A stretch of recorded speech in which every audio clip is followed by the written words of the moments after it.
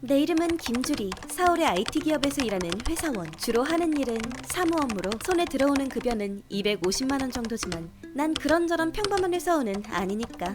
인스타그래머라고 여자들이 좋아할 만한 럭셔리한 일상을 업로드하고 있지. 팔로워도 8,000명이나 있고 이게 꽤나 인기라고. 오늘도 부자들이 모이는 파티. 매주 주말에 이런 모임에 멋을 잔뜩 부리고 나가고 있어. 예쁘다, 예뻐. 무조건 여긴 가야 돼. 왜 그런 것 같아?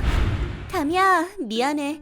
많이 기다렸지. 아, 진짜? 늦었잖아. 벌써 시작했다고. 이 친구는 인스타그래머인 담이. 동지라고나 할까?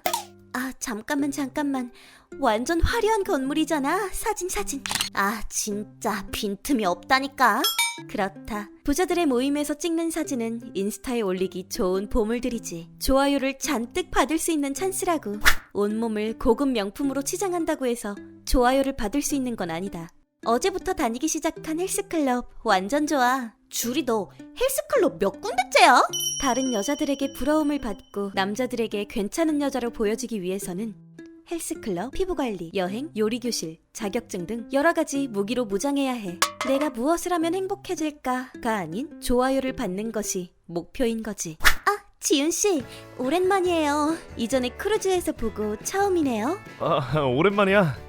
주리 살 빠졌어? 상류 계급인 사람들과 있으면 어쩐지 나도 같은 위치에 있는 듯한 기분이 든다. 친구를 고르는 것도 단 한 가지, 오로지 얼굴. 담이야, 이 분수 앞에서 사진 찍자. 예쁜 친구랑 같이 있으면 사진이 더 화려해지고 좋아요도 잔뜩 받을 수 있으니까. 이런 파티에 참가해도 인스타에는 남자 사진은 올리지 않아. 남자에 대한 것은 만나기는 하는 듯한 분위기만 주는 정도라는 것이 필수. 직접적으로 남자가 찍혀있는 사진은 절대 올리지 않아. 요 근래 SNS가 급격하게 발전하고 현재 한국에서의 사용자 수는 카카오톡 4,500만, 트위터 1,000만, 인스타그램 1,523만. 젊은 세대들에게는 SNS를 안 하는 애들이 더 이상할 정도일 듯. 매력적인 모습을 바로 보여줄 수 있는 곳이기 때문에 할 수 있는 한 계속 그걸 추구하게 돼. 좀 더 매력 넘치는 나를 보여주고 싶은데 부족해. 인정받고 싶다라는 욕구가 중독이 되어 빠져들어 버린다. 나에게 있어 가치는 SNS에서의 숫자가 전부이다. 이겼다. 이 여자 별거 아니잖아. 만났던 사람들의 이름은 전부 다 검색해서 팔로워 수를 체크. 내 팔로워 수랑 비교해서 나보다 위인지 아래인지로 SNS 차별을 하기도 하지. 쇼핑, 자기개발, 미용실, 매월 신용카드 청구서 비용이 내 등을 무겁게 짓누르고 있어. 나를 위해서라곤 하지만 돈이 많이 나가는 건 사실이지만 필수적인 거라 어쩔 수 없다. 지금 카드 할부로 파산하는 여자들도 늘어나고 있다. 가벼운 마음으로 200만 원짜리 가방을 사고 할부를 선택한다. 할부 결제로 해주세요. 매월 5만 원씩 지불할 경우 대략 연간 15에서 16%의 이자가 발생한다. 그러면 다 갚을 때까지 약 5년이 걸리는 것이다. 주리야, 이번 주 주말에 펜트하우스 파티 있는데 갈 거지? 당근이지. 그렇지만 내 생활 수준을 낮출 수는 없어. 그 결과 평범한 회사원 수입으로는 택도 없는 소비 행동이 계속된다. 결혼을 하고 빚더미로부터 탈출하고 싶어도 다음번에 밥 한 번 사주세요. 시간 맞춰보자고. 어쩐지 인사치레 뿐이고 하이스펙인 남자들은 우리 같은 애들은 상대해주지도 않는다. 그렇다. 남자들은 알고 있는 것이다. 내가 겉보기에만 번지르르한 여자라는 것을. 사진 찍을게. 상류 계급의 우수한 남자일수록 여자들의 본질을 꿰뚫어보는 눈이 있어서 나는 그들의 연애 상대가 되지 못했다. 그러는 동안 결혼 시기를 놓쳐버리고 남은 것은 카드빚 몇 천만 원, 그리고 신용카드 회사의 블랙리스트에 오르기도.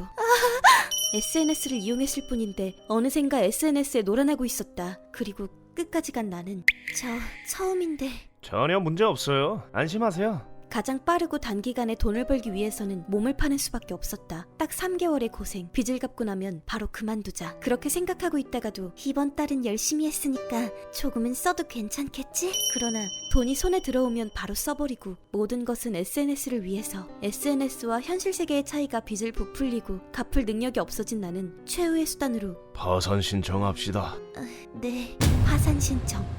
결국 나는 무엇을 한 걸까? 화상뿐인 나를 인터넷에 알리는 것은 아무런 의미도 없었다. SNS 파산은 돈뿐만이 아니다. 인간관계도 모두 잃는다.